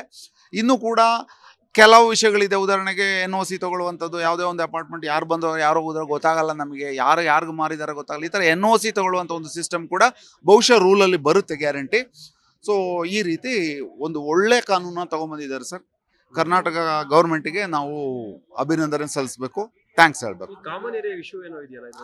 ಕಾಮನ್ ಏರಿಯಾ ಇಶ್ಯೂ ಅಂತಂದ್ರೆ ನೋಡಿ, ಈಗ ಅಪಾರ್ಟ್ಮೆಂಟ್ ಅಂದ್ರೆ ಒಂದಷ್ಟು ಜಾಗ ಮಾತ್ರ, ಅಲ್ಲಿ ಪಾರ್ಕು ಮತ್ತೆ ಜಿಮ್ಮು ಈ ಥರ ಎಲ್ಲ ಇದೆ, ಒಂದು ರಿಟೇಲ್ ಶಾಪ್ಗಳು ಇವೆಲ್ಲ, ಅದು ಕಾಮನ್ ಏರಿಯಾ ಅಂತ ಹೇಳ್ತಾರೆ. ಈ ಕಾಮನ್ ಏರಿಯಾವನ್ನ ಯಾರಿಗೆ ಟ್ರಾನ್ಸ್ಫರ್ ಮಾಡೋದು? ಫ್ಲಾಟ್ ಏನೋ ನಿಮ್ಮ ಹೆಸರಿಗೆ ಟ್ರಾನ್ಸ್ಫರ್ ಮಾಡಿ, ಈ ಕಾಮನ್ ಏರಿಯಾನ ಈಕ್ವಲ್ ಆಗಿ ಎಲ್ರಿಗೂ ಕೊಡ್ಬೇಕು. ಈಕ್ವಲ್ ಆಗಿ ಟ್ರಾನ್ಸ್ಫರ್ ಮಾಡಬೇಕು ಅಂತಿದ್ರೆ ಅಸೋಸಿಯೇಷನ್ಗೆ ಟ್ರಾನ್ಸ್ಫರ್ ಮಾಡಬೇಕು. ಅದು ಸೊ ಅಸೋಸಿಯೇಷನ್ ಸ್ಟ್ರಾಂಗ್ ಆಯ್ತು. ಇವಾಗ ಅಸೋಸಿಯೇಷನ್ಗೆ ಸ್ಥಿರಾಸ್ತಿಯನ್ನು ಉಳಿಸ್ಕೊಳ್ಳುವಂಥ ಶಕ್ತಿ ಇದೆ, ಇನ್ನು ಅಂದರೆ ಹಿಡಿದಿಟ್ಕೊಳ್ಳುವಂಥ ಶಕ್ತಿ ಇದೆ, ಕೊಟ್ಟಿದ್ದಾರೆ ಈ ಕಾನೂನಿನ ಮುಖಾಂತರ. ಸೊ ಇನ್ನು ಅಸೋಸಿಯೇಷನ್ಸ್ಗೆ ಅನ್ಡಿವೈಡೆಡ್ ಶೇರ್ನ ಟ್ರಾನ್ಸ್ಫರ್ ಮಾಡ್ಬೋದು ಅಷ್ಟೇ. ಅದೇ ಮೇಜರ್ ಡೆವಲಪ್ಮೆಂಟ್ ಇದರಲ್ಲಿ. ಇಲ್ಲಾಂತಂದರೆ ಅನ್ಡಿವೈಡೆಡ್ ಶೇರ್ನ ಬರೀ ಫ್ಲ್ಯಾಟ್ದು ಡೈಮೆನ್ಷನ್ನ ಮಾತ್ರ ನಿಮ್ಗಿರುತ್ತೆ, ಕೆಳಗಡೆ ಇರುವಂಥದ್ದು ಯಾರಿಗೆ ಅಂತ ಗೊತ್ತು. ನಾಳೆ ದಿವಸ ಅಪಾರ್ಟ್ಮೆಂಟ್ನ ಮುರಿದು ಕಟ್ಟಬೇಕು ಅಂತ ಬಂತು ಅಂತ ಒಂದು 25-30 ವರ್ಷ 50 ವರ್ಷ ಆದಮೇಲೆ ಅವಾಗ ಯಾರು ಯಾರು ಹೆಸರಲ್ಲಿ ಇರೋದು, ಈ ಖಾಲಿ ಇರೋ ಜಾಗ ಯಾರ ಹೆಸರಲ್ಲಿ ಅಂತ ಪ್ರಶ್ನೆ ಬರಬಾರ್ದು ಅಂತೇಳಿ ಅನ್ಡಿವೈಡೆಡ್ ಶೇರ್ನ ಇದರಲ್ಲಿ ತಂದಿದ್ದಾರೆ. ಸುಬ್ರಹ್ಮಣ್ಯ ಅಂತೇಳಿ ಅಡ್ವೊಕೇಟ್. ಈ ಒಂದು ಅಪಾರ್ಟ್ಮೆಂಟ್ ಆಕ್ಟಿನ ಸಂಬಂಧವಾಗಿ ನಾವು ಹೈಕೋರ್ಟ್ ನಲ್ಲಿ ಕೂಡ ಒಂದು ರಿಟ್ ಪಿಟಿಷನ್ ಹಾಕಿರ್ತೇವೆ. ಅಪಾರ್ಟ್ಮೆಂಟ್ ಆಕ್ಟಿನ ಬೇಗ ತಗೊಂಬನ್ನಿ, ಮತ್ತೆ ಲ್ಯಾಂಡ್ ಅನ್ನ ಟ್ರಾನ್ಸ್ಫರ್ ಮಾಡುವಂತಹ ಒಂದು ವಿಧೇಯಕನ ತಗೊಂಬನ್ನಿ ಅಂತ ಹೇಳ್ಬಿಟ್ಟು ಮೊದಲನೇ ಪಾಯಿಂಟಿಗೆ ಬರ್ತೇನೆ. ನಿಮ್ದು ಏನು ಹೇಳಿದ್ರಿ ಅಂತ ಹೇಳಿದ್ರೆ, ಏನ್ ಸಮಸ್ಯೆಗಳಿದೆ ಅಪಾರ್ಟ್ಮೆಂಟ್ಗಳಲ್ಲಿ ಅಂತ. ಸರ್, ತುಂಬಾ ಜನಕ್ಕೆ ಗೊತ್ತಿಲ್ಲದಲೇ ಇರೋಂಥ ವಿಚಾರ ಅಂದ್ರೆ, ನಮ್ಮ ಸಂಘ ಏನಿದೆ ಇವತ್ತು ಏನು ಅಸೋಸಿಯೇಷನ್ ಮಾಡ್ಕೊಂಡಿದ್ದಾರೆ ಅದು ರಿಜಿಸ್ಟ್ರೇಷನ್ ಅಲ್ಲ ಅನ್ನೋದೇ ಗೊತ್ತಿಲ್ಲ. ಸಾಕಷ್ಟು ಜನ ಅಸೋಸಿಯೇಷನ್ ಮಾಡ್ಕೊಂಡಿರ್ತಾರೆ. ನಮ್ಮ ದೇಶದಲ್ಲಿ ಅಸೋಸಿಯೇಷನ್ ಮಾಡ್ಲಿಕ್ಕೆ ಯಾವ ಕಾನೂನು ಅವಶ್ಯಕತೆ ಇಲ್ಲ. Association can be formed by anyone. ಆದರೆ ಅಸೋಸಿಯೇಷನ್ ರಿಜಿಸ್ಟ್ರೇಷನ್ ಆಗಬೇಕು ಅಂತ ಹೇಳಿದ್ರೆ ಅದಕ್ಕೊಬ್ಬರು ರಿಜಿಸ್ಟ್ರಾರ್ ಇರಬೇಕು, ಅದನ್ನು ರಿಜಿಸ್ಟರ್ ಮಾಡಿಕೊಡುವಂತಹ ಅಧಿಕಾರಿ ಮತ್ತೆ ಡಿಪಾರ್ಟ್ಮೆಂಟ್ ಇರಬೇಕು. ಇವತ್ತು ನಮ್ಮ ಕರ್ನಾಟಕದಲ್ಲಿ ಪ್ರಮುಖವಾಗಿ 4 ಆಕ್ಟ್ಗಳು ಚಾಲ್ತಿಯಲ್ಲಿದೆ. ಜನಗಳು ಆ ಆಕ್ಟ್ಗಳಲ್ಲಿ ಅಸೋಸಿಯೇಷನ್ನ ರಿಜಿಸ್ಟ್ರೇಷನ್ ಮಾಡ್ಕೊಂಡಿದೀವಿ ಅಂತ ಅನ್ಕೊಂಡಿದ್ದಾರೆ, ಕೆಲವೊಂದು ರಿಜಿಸ್ಟರ್ ಕೂಡ ಮಾಡಿದ್ದಾರೆ. ಮೊದಲನೇದು Karnataka societies of registration act 1960 ಅಂತಿದೆ. ಆ ಆಕ್ಟ್ ಅಲ್ಲಿ NGOಗಳನ್ನ ಮಾಡಬೇಕಾಗಿರೋದು. KSRA 1960 NGO ಮಾಡೋ ಜಾಗದಲ್ಲಿ ಅಪಾರ್ಟ್ಮೆಂಟ್ ಅಸೋಸಿಯೇಷನ್ ರಿಜಿಸ್ಟರ್ ಆಗಿದೆ. ಇವತ್ತು ಕರ್ನಾಟಕದಲ್ಲಿ 70% ಭಾಗ ಅದರಲ್ಲೇ ಇರೋದು. ಆದರೆ ಹೈಕೋರ್ಟ್ ಹೇಳುತ್ತೆ ನೀವು ಆ ಆಕ್ಟ್ ಅಲ್ಲಿ ಅಸೋಸಿಯೇಷನ್ ರಿಜಿಸ್ಟರ್ ಮಾಡಂಗಿಲ್ಲ, ಮೇಂಟೆನೆನ್ಸ್ ಕಲೆಕ್ಟ್ ಮಾಡಂಗಿಲ್ಲ ಅಂತ. ಈಗ ಸಾಕಷ್ಟು ಜನ ಪ್ರಾಬ್ಲಮ್ ಹೇಳ್ತಾ ಇದ್ರು, ನಮ್ಮ ಅಸೋಸಿಯೇಷನ್ ಇಲ್ಲೀಗಲ್ಲು ಅಂತ. ಒಂದು ಸರಿ ಹೈಕೋರ್ಟ್ ನೀವು ಅದರಲ್ಲಿ ಮಾಡಂಗಿಲ್ಲ ಅಂತ ಹೇಳಿದ್ಮೇಲೆ ಮೇಂಟೆನೆನ್ಸ್ ಕಲೆಕ್ಟ್ ಮಾಡಕ್ಕೆ ಆಗಲ್ಲ. ಈಗ ಯಾರೋ ಒಬ್ರು ಮೇಂಟೆನೆನ್ಸ್ ಕೊಡ್ಲಿಲ್ಲ ಅನ್ಕೊಳ್ಳಿ, ಅವಾಗ ಏನ್ ಮಾಡ್ಬೇಕು? ನೀವು ಕಂಪ್ಲೇಂಟ್ ಅವ್ರ ಮೇಲೆ ಹಾಕಕ್ಕಾಗಲ್ಲ. ಸಿವಿಲ್ ಕೋರ್ಟಿಗೆ ಹೇಳಿದ್ರೆ ನೀವು ಹೈಕೋರ್ಟ್ ಆರ್ಡರ್ ಕೊಡ್ತಿದ್ದಂಗೆ ಸಿವಿಲ್ ಕೋರ್ಟ್ ಕೇಸನ್ನ ಡಿಸ್ಪೋಸ್ ಮಾಡಿಬಿಡುತ್ತೆ. ಸೊ ಹಾಗೆ ಸಕ್ಷಮ ಪ್ರಾಧಿಕಾರ ಹತ್ರ ಹೋದರೆ ನೀವು ಅಸೋಸಿಯೇಷನ್ ರಿಜಿಸ್ಟ್ರೇಷನ್ ಕ್ಯಾನ್ಸಲ್ ಆಗುತ್ತೆ. ಕೆಲವೊಂದು ಅಪಾರ್ಟ್ಮೆಂಟ್ಗಳಲ್ಲಿ ಬ್ಯಾಂಕ್ ಅಕೌಂಟ್ ಸಹ ಫ್ರೀಸ್ ಆಗಿರುವಂತಹ ಪ್ರಸಂಗಗಳಿದಾವೆ. ಸೊ ಹಾಗಾಗಿ KSRA 1960 ಅಸೋಸಿಯೇಷನ್ ಮಾಡಕ್ ಬರಲ್ಲ. ಎರಡನೇದು ಬಂದು ಕರ್ನಾಟಕ ಅಪಾರ್ಟ್ಮೆಂಟ್ ಓನರ್ಶಿಪ್ ಆಕ್ಟ್ 1972 ಅಂತ ಇದೆ. ಆದ್ರೆ ಆ ಆಕ್ಟ್ಗೆ ಸರ್ಕಾರ ಇದುವರೆಗೂ 54 ವರ್ಷ ಆದ್ರೂ ಸಹ ಇದುವರೆಗೂ ಸಕ್ಷಮ ಪ್ರಾಧಿಕಾರ ಕೊಟ್ಟಿಲ್ಲ. ಅಂದ್ರೆ ಯಾರು ರಿಜಿಸ್ಟರ್ ಮಾಡ್ತಾರೆ ಅನ್ನೋದಕ್ಕೆ ಗೈಡ್ಲೈನ್ಸ್ ಇಲ್ಲ. ಯಾವ್ದೋ ಒಂದು DOD ನ ತಗೊಂಡೋಗ್ಬಿಟ್ಟು ಸಬ್ ಸಬ್ ರಿಜಿಸ್ಟರ್ ಆಫೀಸಲ್ಲಿ ರಿಜಿಸ್ಟರ್ ಮಾಡ್ಬಿಟ್ಟು ಅಸೋಸಿಯೇಷನ್ ಆಗಿದೆ ಅಂತ ಬಿಲ್ಡರ್ ಹೇಳ್ತಾರೆ, ಅದನ್ನ ನಂಬ್ಕೊಂಡು ಜನ ನಡ್ಕೊಂಡು ಹೋಗ್ತಾ ಇದೆ.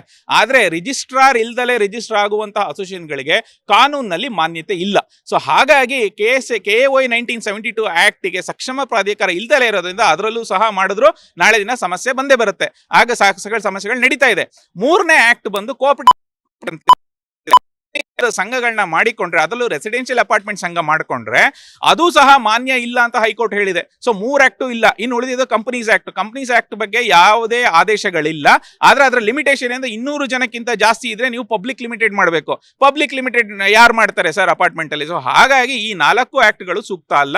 ಹಾಗಾಗಿ ಒಂದು ಹೊಸ ಆಕ್ಟ್ ಅನ್ನೇ ತರಬೇಕು. ಈಗ ಹಳೆ ನೀರುಗಳು ಜಾಸ್ತಿ ಆದಾಗ ಕಲುಷಿತಗೊಳ್ಳುತ್ತೆ. ಹಾಗಾಗಿ ಹೊಸ ನೀರನ್ನ ತಗೊಂಡ್ಬನ್ನಿ, ಹೊಸ ಆಕ್ಟ್ ಅನ್ನ ತಗೊಂಡ್ಬನ್ನಿ ಅಂತ ಹೇಳ್ಬಿಟ್ಟು ನಾವು ಕರ್ನಾಟಕ ಮನೆ ಗ್ರಾಹಕರ ವೇದಿಕೆಯಿಂದ ಡಿಸೆಂಬರ್ 23ರಲ್ಲಿ ಒಂದು ಹೊಸ ಆಕ್ಟ್ ಅನ್ನ ರಚನೆ ಮಾಡಿ, ಡ್ರಾಫ್ಟ್ ಆಕ್ಟ್ ಅನ್ನ ರಚನೆ ಮಾಡಿ ನಾವು ಸರ್ಕಾರಕ್ಕೆ ಕೊಟ್ಟಿದ್ವಿ. ಅದು ಒಡಿಶಾ ಆಕ್ಟ್ ಮಾದರಿಯಲ್ಲಿ, ಅಂದ್ರೆ ಮಹಾರಾಷ್ಟ್ರದಲ್ಲಿದೆ, ಒಡಿಶಾದಲ್ಲಿದೆ, ರಾಜಸ್ಥಾನದಲ್ಲಿದೆ, ಬೇರೆ ಎಲ್ಲಾ ರಾಜ್ಯಗಳಲ್ಲೂ ಇದ್ರ ಬಗ್ಗೆ ಸೊಲ್ಯೂಷನ್ ಕಂಡುಹಿಡಿದಾರೆ. ನಮ್ಮ ಕರ್ನಾಟಕದಲ್ಲಿ ಇದುವರೆಗೂ ಸೊಲ್ಯೂಷನ್ ಇರಲಿಲ್ಲ. ಸೊ ಹಾಗಾಗಿ ಡಿಸೆಂಬರ್ಲಿ ನಾವು ಒಂದು ಸೊಲ್ಯೂಷನ್ ನ ಕೊಟ್ಟಿದ್ವಿ. ಅದನ್ನ ಸರ್ಕಾರ ಮಾನ್ಯತೆ ಮಾಡಿ 2024 ಫೆಬ್ರವರಿನಲ್ಲಿ ಲೆಜಿಸ್ಲೇಟಿವ್ ಅಸೆಂಬ್ಲಿನಲ್ಲಿ ಡಿ ಕೆ ಶಿವಕುಮಾರ್ ಅವಾಗ DCM ಆಗಿದ್ದಂತ ಡಿ ಕೆ ಶಿವಕುಮಾರ್ ಅವರು ಒಂದು ಕಮಿಟ್ಮೆಂಟ್ ಅನ್ನ ಕೊಟ್ಟಿದ್ರು, ನಾವು ಹೊಸ ಆಕ್ಟ್ ಅನ್ನ ತರ್ತೀವಿ ಅಂತ ಹೇಳಿ. ಆ 2.5 ವರ್ಷದ ನಂತರ ಇವತ್ತು ಕೃಷ್ಣ ಬೈರೇಗೌಡರು ಆ ಆಕ್ಟ್ ಅನ್ನ ಡ್ರಾಫ್ಟ್ ಅನ್ನ ರಿಲೀಸ್ ಮಾಡಿದ್ದಾರೆ. ನಾವು ಆ ಆಕ್ಟ್ ಅಲ್ಲಿ ಏನೇನಿದೆ ನಾವು ಇನ್ನೂ ನೋಡಿಲ್ಲ.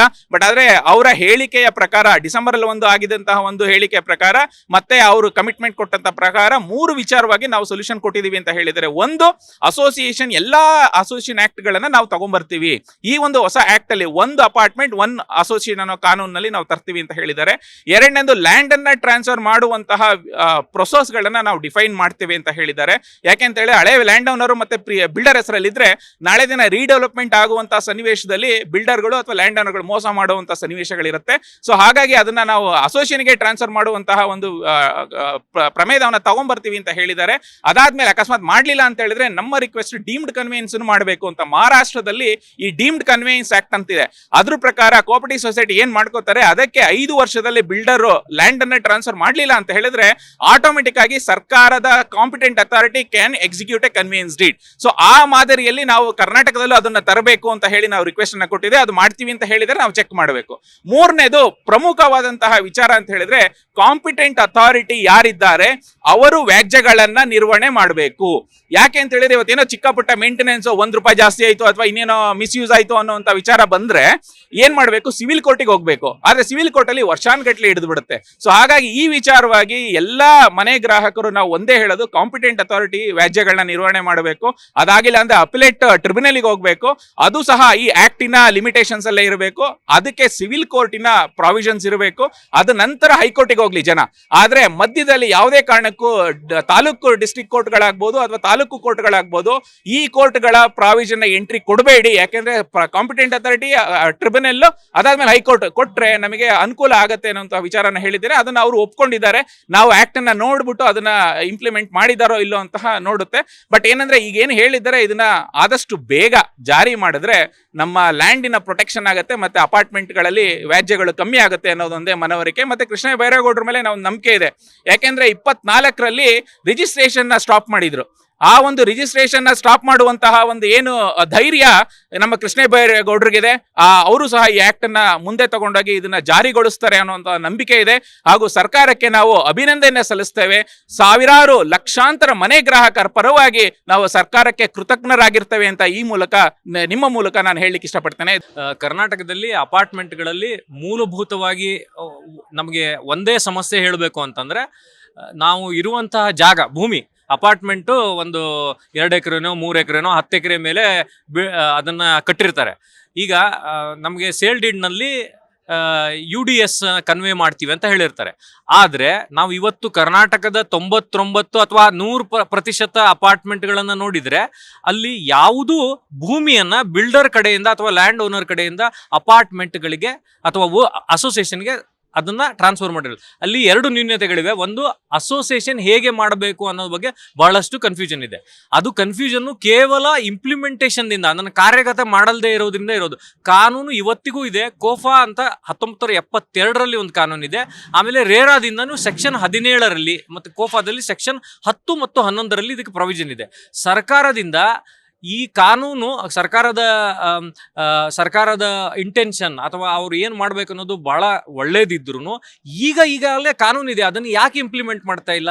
ಈಗ ನೀವು ಬೆಂಗಳೂರಿನಲ್ಲಿ ಅಥವಾ ಎಲ್ಲೂ ನೋಡಿದ್ರೆ ಅದ್ರ ಮೇಲೆ ಬಿಲ್ಡರ್ಗಳು ಅದ್ರ ಮೇಲೆ ಮತ್ತೆ ಮಾರ್ಟ್ಗೇಜ್ ಮಾಡಿದ್ದಾರೆ. ನಾವೇ ಎಷ್ಟೊಂದು ಕಡೆ 100 ಕೋಟಿಗಳ ಮೇಲೆ ಬಿಲ್ಡರ್ಗಳು ಅದನ್ನು ಮಾರಿದ ಮೇಲೆ ಮಾರ್ಟ್ಗೇಜ್ ಮಾಡಿದ್ದಾರೆ. ಆದ್ದರಿಂದ ಪ್ರಪ್ರಥಮವಾಗಿ ಇದ್ದದ್ದ ಕಾನೂನನ್ನು ಅಥವಾ ಮುಂದೆ ತರೋ ಕಾನೂನಲ್ಲಿನೂ ನಮಗೆ ಬಿರುವಂಥ ಭೂಮಿ ಏನಿದೆಯಲ್ಲ, ನಮ್ಮ ಅಸೋಸಿಯೇಷನ್ ಹೆಸರಿಗೆ ಅದು ಟ್ರಾನ್ಸ್ಫರ್ ಆಗಬೇಕು. ಬಹಳ ಜನ ಓಡೋಗ್ಬಿಡ್ತಾರೆ. ಅವ್ರು ಏನೇನೋ ನಮ್ಮ ಜುಡಿಷಿಯರಿಯಲ್ಲಿ ಏನೇನೋ ನ್ಯೂನ್ಯತೆಗಳು, ಅವರನ್ನು ಲೂಪೋಲನ್ನು ಯೂಸ್ ಮಾಡಿ ಅದು ಡೀಮ್ಡ್ ಕನ್ವೇಯನ್ಸ್ ಇರೋದು, ಅದು ಮಹಾರಾಷ್ಟ್ರದಲ್ಲಿ ತಂದಿದ್ದಾರೆ. ಅದಕ್ಕೆ ಪ್ರಾಪರ್ ಪ್ರೊಸೀಜರ್ ಈ ತರ ಮಾಡಿದ್ರೆ ಇದು ಆಗುತ್ತೆ ಅನ್ನೋದನ್ನ, ಏನಾಗುತ್ತೆ ಅಂದ್ರೆ ಇವರು ಕಾನೂನು ಜಾರಿಗೆ ತರ್ತಾರೆ, ಅದನ್ನ ಹೇಗೆ ಇಂಪ್ಲಿಮೆಂಟ್ ಮಾಡೋದು ಅನ್ನೋದನ್ನ ಜಾರಿಗೆ ತರೋದಿಲ್ಲ. ಅವಾಗ ಏನಾಗುತ್ತೆ, ಅದಕ್ಕೆ ಲಿಟಿಗೇಷನ್ ಆಗುತ್ತೆ, ಮತ್ತೆ ಇದೇ ಹಂತಕ್ಕೆ ಬರ್ತೀವಿ. ಅದು ಒಂದು ಭೂಮಿ, ಎರಡನೇದು ಈ ಮಾರ್ಟ್ಗೇಜ್. ಇವು ಆದಮೇಲೆ ಅಪಾರ್ಟ್ಮೆಂಟ್ ಓನರ್ ಮಧ್ಯೆ ಇರುವಂಥ ವ್ಯಾಜ್ಯಗಳಿಗೆ ಅದನ್ನು ಅವರು ಕೋಆಪರೇಟಿವ್ ಸೊಸೈಟಿಯ ಹೌಸಿಂಗ್ ಚಾಪ್ಟರ್ನಲ್ಲೂ ಮಾಡ್ಬೋದು ಅಥವಾ ಬೇರೆ ಕಾನೂನಲ್ಲೂ ಮಾಡ್ಬೋದು. ಆದರೆ ಯಾವುದೇ ಕಾನೂನು ಪ್ರಪ್ರಥಮವಾಗಿ ನಮಗೆ ಭೂಮಿಯನ್ನು ಅಪಾರ್ಟ್ಮೆಂಟ್ ರಿಜಿಸ್ಟರ್ಡ್ ಕಾರ್ಪೊರೇಟ್ ಬಾಡಿಗೆ ನಮ್ಮ ಲ್ಯಾಂಡ್ ರೆಕಾರ್ಡ್ನಲ್ಲಿ ಅದು ಬರಬೇಕು. ಆಮೇಲೆ ರೀಡೆವಲಪ್ಮೆಂಟ್ ಟೈಮಿನಲ್ಲಿ ಈ ವ್ಯಾಜ್ಯಗಳನ್ನು ಹೇಗೆ ಮಾಡಿ ಅವ್ರು ಬಿಲ್ಡರ್ ಜೊತೆ ನೆಗೋಷಿಯೇಟ್ ಮಾಡಿ ಮಾಡಬೇಕು ಅನ್ನೋದು ಬರಬೇಕು. ಇದು ಮಹಾರಾಷ್ಟ್ರದಲ್ಲಾಗಿದೆ, ಗುಜರಾತ್ದಲ್ಲಾಗಿದೆ. ಮಹಾರಾಷ್ಟ್ರದಲ್ಲಿ 90 ವರ್ಷದಿಂದ ಹೆಚ್ಚಿಗೆ ಅಪಾರ್ಟ್ಮೆಂಟ್ಗಳೇ ಇವೆ. ಬೆಂಗಳೂರಿನಲ್ಲಿ ಇದು ಇತ್ತೀಚಿನ 30 ವರ್ಷದಿಂದ ಬದಲಾವಣೆಗಳು. ಈ ವಿಷಯಗಳನ್ನು ಯಾವ ಕಾನೂನು ಮಾಡೋದಿಲ್ಲ ಅಥವಾ ಕಾರ್ಯಗತ ಮಾಡೋದಿಲ್ಲ, ಮೇನ್ ಅದು ಕಾನೂನು ವಿಫಲ ಆಗುತ್ತೆ. 2,000ಕ್ಕೂ ಜಾಸ್ತಿ ಅಪಾರ್ಟ್ಮೆಂಟ್ಗಳಿದೆ ಅಲ್ಲಿ. ಅದರಲ್ಲಿ 7 ಬೇರೆ ಬೇರೆ ಅಸೋಸಿಯೇಷನ್ಗಳಿದೆ. ಇಲ್ಲೀಗಲ್, ಅನ್ಆಥರೈಸ್, ದುಡ್ಡು ಕಲೆಕ್ಟ್ ಮಾಡಿರೋದು ಮೋರ್ ದ್ಯಾನ್ 160 crores. ನಾವು 10 ವರ್ಷದಿಂದ 108 ಸಜೆಷನ್ಸು ಕೊಟ್ಟಿದ್ದೀವಿ ಇಂಪ್ರೂವ್ಮೆಂಟ್ಗೆ, ಚೇಂಜ್ ಮಾಡಲಿಕ್ಕೆ. ಯಾರು ಕೇಳೋದಿಲ್ಲ, ಬಿಕಾಸ್ ಅವರವರೇ ಜಗಳ ಆಡ್ತಾ ಇದ್ದಾರೆ ಮ್ಯಾನೇಜಿಂಗ್ ಕಮಿಟಿನಲ್ಲಿ, ಅಸೋಸಿಯೇಷನ್ಗಳು. ಈಗ 10 ವರ್ಷ ಆದಮೇಲೆ ನಮ್ಮದು ಕೋಆಪರೇಟಿವ್ ಸೊಸೈಟಿ ರಿಜಿಸ್ಟರ್ ಆಗಿದೆ. Only 1 registered association in Shobha city. But others are fighting. They have gone to the court. They say cooperative society is not recognise. ಅದು ಜಗಳ ಹಾಕ್ತಲೇ ಇದೆ. ಈ ಥರ ಇದ್ದರೆ ಆಗೋದಿಲ್ಲ. ಅದಕ್ಕೆ ಈ ಹೊಸ ಗ್ರೇಟರ್ ಬ್ಯಾಂಗ್ಳೂರ್ ಅಥಾರಿಟಿನವರು Karnataka apartment ownership and management ಬಿಲ್ಲಲ್ಲಿ ಇದನ್ನ ಇನ್ಕ್ಲೂಡ್ ಮಾಡಬೇಕು ಅಂತ ವಿನಂತಿ. ಸರಿ ಸರ್, ಈಗ ಏನೇ ನಡೆಯುತ್ತೆ ಸರ್? ಆಕ್ಚುಲಿ ಮೇಂಟೆನೆನ್ಸ್ ಕೂಡ ಕೊಡದಲೇ ಇರೋರ ಮೇಲೆ ಒಂದು 10 ಜನ ಕೊಟ್ಟೇ ಇಲ್ಲ, ಅವ್ರ ಪಾಡ್ಗೆ ಅವ್ರು ಇದ್ದಾರೆ, ಇವ್ರ ಪಾಡ್ ಇವ್ರು ಇದ್ದಾರೆ. 10 ಜನ 2,000 ಜನದಲ್ಲಿ 10 ಜನ ಕೊಡದೇ ಇದ್ರೆ ದೇ ಡೋಂಟ್ ಕೇರ್. ಅವ್ರಿಗೇನು ಒದ್ದಾಟ ಇಲ್ಲ. ಅವರು ಪೊಲೀಸು, ಅವರು ಓಡಾಟ, ಅದು ಅವ್ರು ಇವ್ರಿಗೆ ಕೊಡೋದು, ಇವ್ರು ಅವ್ರಿಗೆ ಕೊಡೋದು, ಆ ಥರ ನಡೀತಾ ಇದೆ ಮೇಂಟೆನೆನ್ಸ್. ಮತ್ತೆ ಇನ್ನೇನು ಪ್ರಾಬ್ಲಮ್ ಬರ್ಬೋದು ಸರ್ ಒಳಗಡೆ? ಇನ್ನೇನು ಸಮಸ್ಯೆ ಇದೆ? ಹಲವು ಅಸೋಸಿಯೇಷನ್ಗಳಿರೋದ್ರಿಂದ ಏನು ಮೇಜರ್ ಪ್ರಾಬ್ಲಮ್ ಬರುತ್ತೆ? ಪ್ರೆಸಿಡೆಂಟ್ಗಳು ಇಬ್ಬಿಬ್ರು ಸೇರ್ಕೊಂಡು ಮೀಟಿಂಗ್ ಮಾಡ್ತಾರೆ, 10 ಜನ ಸಿಗ್ನೇಚರ್ ತಗೊಳ್ತಾರೆ, ಆಮೇಲೆ ಅದನ್ನೇ ರೆಸೊಲ್ಯೂಷನ್ ಅಂತ ಪಾಸ್ ಮಾಡ್ತಾರೆ. ಆನ್ಲೈನ್ ಮೀಟಿಂಗ್ ಅಂತ ಮಾಡ್ತಾರೆ, ಇಬ್ಬರೇ ಇರ್ತಾರೆ, ಎಲ್ಲ ಪಾಸ್ ಆಗೋಯ್ತು, ಆನ್ಯುವಲ್ ಜನರಲ್ ಬಾಡಿ ಮೀಟಿಂಗ್ ಆಯ್ತು ಅಂತ ಹೇಳ್ತಾರೆ. ಎಲ್ಲ ಸುಳ್ಳು ಕತೆ ಕಟ್ಬಿಟ್ಟು ರನ್ ಮಾಡ್ತಾ ಇದ್ದಾರೆ, ದುಡ್ಡು ಮಾಡ್ತಾ ಇದ್ದಾರೆ ಕಾಂಟ್ರಾಕ್ಟರ್ಗಳಿಗೆ ಕೊಟ್ಟು. ಶೋಭಾ ಸಿಟಿನೂ ಅವರೇ ಇನ್ಕ್ಲೂಡೆಡ್. ನಮ್ಮಲ್ಲಿ 3,000 ಮನೆಗಳಿದೆ ಅಪ್ರಾಕ್ಸಿಮೇಟ್. 1 BHK, 2 BHK, 3 BHK ಎಲ್ಲ ಪಾರ್ಟ್ ವೈಸ್, ಅದು ಫೇಸ್ ವೈಸ್ ಮಾಡಿದ್ದಾರೆ. ಸೊ ಅಲ್ಲಿ ಡಿಫ್ರೆಂಟ್ ಅಸೋಸಿಯೇಷನ್ಸ್ ಅಂತ ಅವ್ರವ್ರದ್ದು ಇದ್ದೇ ಇರುತ್ತೆ. ಸೊ ಅಲ್ಲೂ 1 BHK ಎಕನಾಮಿಕಲಿ ವೀಕರ್ ಸೆಕ್ಷನ್ ಅಂತ ಕೊಟ್ಟಿದ್ದಾರೆ, LIG, MIG ಆ ಥರ ಡಿಫ್ರೆನ್ಸಿಯೇಷನ್ ಕೊಟ್ಟಿದ್ದಾರೆ. ಸೊ 10 years ಬ್ಯಾಕ್ ಇಂದ ನಮ್ಗೆ ಅಪಾರ್ಟ್ಮೆಂಟ್ ಆಗಿ ಇನ್ನೂವರೆಗೂ ನಮಗೆ BDAದಿಂದ BBMPಗೆ ಹ್ಯಾಂಡ್ ಓವರ್ ಆಗಿಲ್ಲ. So we are paying tax to BDA. ನಮಗೆ ಯಾವುದೇ ಆಗಲಿ ಸೌಲಭ್ಯಗಳು ನಮಗೆ BDAದಿಂದ ಸಿಗ್ತಾ ಇಲ್ಲ. ಬಟ್ ಈಗ ಯಾರು ಹೊಸದಾಗಿ ಚೇರ್ಮನ್ ಆಗಲಿ ಮತ್ತು ಕಮಿಷನರ್ ಮಣಿವಣ್ಣನ್ ಸರ್ ಆಗಲಿ ಈಗ ಬಂದಿರೋರು ನಮಗೆ ತುಂಬ ಸಪೋರ್ಟಿವ್ ಮಾಡ್ತಾ ಇದ್ದಾರೆ ಇವಾಗ. ಸೊ ಏನೇ ಒಂದು ಪ್ರಾಬ್ಲಮ್ಸ್ ಕೇಳಿದ್ರು ಅಟ್ಲೀಸ್ಟ್ ಒಂದು ಮಟ್ಟಕ್ಕೆ ನಮಗೆ ಪ್ರಾಬ್ಲಮ್ ಸಾಲ್ವ್ ಮಾಡೋಕ್ಕೆ ಟ್ರೈ ಮಾಡ್ತಿದ್ದಾರೆ. ಈಗ ಗಾರ್ಬೇಜ್ ಮೇನ್ ಇಶ್ಯೂಸ್ ಆಗಿದೆ ನಮಗೆ. ಇಷ್ಟು ವರ್ಷದಿಂದ ನಮಗೆ ಎಲ್ಲ ಪ್ರೈವೇಟ್ ಅವರಿಂದನೇ ನಾವು ದುಡ್ಡು ಕೊಟ್ಟು ತೆಗಿಸ್ತಾ ಇದ್ದೀವಿ. ಇವಾಗ ಯಾರೋ ವೆಂಡರ್ಸ್ಗೆಲ್ಲ ಕೊಟ್ಟಿದ್ದಾರೆ, ಕೋರ್ಟಿಂದ ಆಜ್ಞೆ ಬಂದಿದೆ. So you need to pay 100 rupees per flat or 1 kg to 12 rupees. ಈಗ ಸರ್ ಹೇಳಿದ್ರು ಮಿನಿಸ್ಟರ್ ಸರ್. ಸೊ ಅದು ನೆಗೋಷಿಯಬಲ್ ಮಾಡ್ತಾ ಇದ್ದೀವಿ. ನಮ್ಮ ಪ್ರೈಸ್ಗೆ ಅವ್ರು ಬರ್ತಾ ಇಲ್ಲ, ಅವ್ರ ಪ್ರೈಸಿಗೆ ನಾವು ಬರ್ತಾ ಇಲ್ಲ. ಆ್ಯಂಡ್ ಮೇಂಟೆನೆನ್ಸ್ ಅಂತ ವಿಚಾರ ಬಂದಾಗ ನಾನು 1 BHK ಬಗ್ಗೆ ಮಾತಾಡ್ಬೇಕಂದ್ರೆ ಹಾರ್ಡ್ಲಿ ವಿ ಕಲೆಕ್ಟ್ 550 rupees. ಆ 550 rupeesಲ್ಲಿ ನಾವು garbage, street cleaning, street light bill, BESCOM bill, ಆಮೇಲೆ ಏನೋ ಹುಡುಗರಿಗೆ ಸ್ಯಾಲ್ರಿ ಕೊಡೋದು, ಮೋಟ್ರ್ ರಿಪೇರಿ, ಬೋರ್ವೆಲ್ ರಿಪೇರೀಸು, ಅದ್ರಲ್ಲಿ 10 ರೂಪಾಯಿ ಮಿಗಿಸ್ಬೇಕು ನಾವು. ಸೊ ಇಷ್ಟೆಲ್ಲ ಆಗಿ ನಮ್ಮದು ಕೋಆಪರೇಟಿವ್ ಸೊಸೈಟಿ ಅಂಡರ್ ರಿಜಿಸ್ಟ್ರೇಷನ್ ಆಗಿರೋದು 8 years ಬ್ಯಾಕ್. ನಾವೇನು ಮಾಡ್ತೀವಿ, ಎವ್ರಿ ಇಯರ್ ಕೋಆಪರೇಟಿವ್ ಸೊಸೈಟಿಗೆ ನಮ್ಮ ಆಡಿಟ್ ರಿಪೋರ್ಟ್ನ ಸಬ್ಮಿಟ್ ಮಾಡಿ, ಏನೇನು ನಾವು ಮೀಟಿಂಗ್ ಮಾಡ್ತೀವಿ, ಜನರಲ್ ಬಾಡಿ ಮೀಟಿಂಗ್, ಅದ್ರದ್ದೆಲ್ಲ ಸಬ್ಮಿಟ್ ಮಾಡಿ ಗೌರ್ಮೆಂಟಿಗೆ ನಾವು ಫೀಸ್ ಕಟ್ತೀವಿ. What ever the audit report ಮೇಲೆ ನಮಗೆ ಫೀಸ್ ಡಿಕ್ಲರೇಷನ್ ಆನ್ಲೈನಲ್ಲಿ ಬರುತ್ತೆ, ಅದನ್ನು ಪೇ ಮಾಡಿ ರಿನ್ಯೂವಲ್ ಕಾಪಿ ತೊಗೊಂಬರ್ತೀವಿ. ಸೊ ಇವಾಗ ಅಲ್ಲಿ ಯಾರೋ ಒಬ್ರು ಪಾಯಿಂಟ್ ಔಟ್ ಮಾಡಿದ್ರು, ಯಾರೋ ಲಾಯರ್ ಹೇಳ್ತಿದ್ರು ಕೆಲವರು ಅಸೋಸಿಯೇಷನ್ ಅವರು ಸರಿಯಾಗಿ ಇದು ಕೊಡಲ್ಲ, ಲೆಕ್ಕ ಕೊಡಲ್ಲ ಅಂತ. So cooperative society under best ಅಂತ ನಮಗೂ ಅನಿಸ್ತಿತ್ತು ಇಷ್ಟು ವರ್ಷ. ಬಿಕಾಸ್ ನಾವು ಗೌರ್ಮೆಂಟಿಗೆಲ್ಲ ಸಬ್ಮಿಟ್ ಮಾಡ್ತಾ ಇದೀವಿ, ಫೀಸು ಪೇ ಮಾಡ್ತಾ ಇದೀವಿ, ಸಬ್ಮಿಟ್ ಮಾಡ್ತಾ ಇದೀವಿ. ಯಾರು ಬೇಕಾದರೂ ಹೋಗಿ ಆಟೆಗೆ ಹಾಕೊಂಡು ತೊಗೊಂಡು ಚೆಕ್ ಮಾಡ್ಕೋಬೋದು, ವಾಟ್ ಎವರ್ ನಾವು ಫೀಸು ಪೇ ಮಾಡ್ತಿದ್ದೀವಿ. ಸೊ ಅಲ್ಲಿ ಲೀಗಲ್ ಆಗಿ ಎಲ್ಲನೂ ಅವ್ರ ಹತ್ರ ಸಿಗುತ್ತೆ. ಬಟ್ ಇವಾಗ ಒಂದೊಂದು ಕನ್ಫ್ಯೂಷನ್ಸ್ ಎಲ್ಲ ಅಪಾರ್ಟ್ಮೆಂಟ್ಗೆ ಏನಾಗಿದೆ, ಕೆಲವು 1972 ಆಕ್ಟ್ ಮಾಡಿ ಅಂತಾರೆ, ಕೆಲವು 60 ಆಕ್ಟ್ ಮಾಡಿ ಅಂತ ಹೇಳ್ತಾರೆ, ಇನ್ನೊಬ್ರು ಇನ್ನೊಂದು ಆಕ್ಟ್ ಮಾಡಿ ಅಂತ ಹೇಳ್ತಾರೆ. ಸೊ ಈ ಆಕ್ಟ್ ಬಗ್ಗೆನೇ ಕನ್ಫ್ಯೂಷನ್ ಇದೆ. ಸೊ ಸರ್ಕಾರಕ್ಕೆ ನಂದೇನು ಒಂದು ರಿಕ್ವೆಸ್ಟ್ ಅಂದ್ರೆ, ಎಲ್ಲಾ ಡಿಪಾರ್ಟ್ಮೆಂಟಲ್ಲೂ ಒಂದೊಂದು ಬೋರ್ಡ್ ಅಂತ ಇದೆ. ಸೊ ಅಪಾರ್ಟ್ಮೆಂಟ್ಗೆ ಅಂತಾನೆ ಒಂದು ಬೋರ್ಡ್ ಯಾಕೆ ರಚನೆ ಮಾಡಬಾರ್ದು? ಅದಕ್ಕೆ ಅಂತ ಒಂದು ಮಿನಿಸ್ಟರ್ ಮಾಡ್ಬೋದು. ಸೊ ದಟ್ ನಾವು ಪ್ರತಿ ಸಲ ಇದೇ ಮೀಟಿಂಗು ಲಾಸ್ಟ್ 6 months ಆಯಿತು ಸರ್ ಮುಂಚೆ. ಸೊ ಅವಾಗ್ಲೂ ನಾವೆಲ್ಲರೂ ಇದೇ ಕೇಳಿದ್ವಿ. ಬಟ್ ಇವಾಗವರೆಗೂ ನಮ್ಗೆ ಯಾವುದು ಇನ್ನೂ ಪ್ರಾಬ್ಲಮ್ ಸಾರ್ಟ್ ಔಟ್ ಆಗಿಲ್ಲ.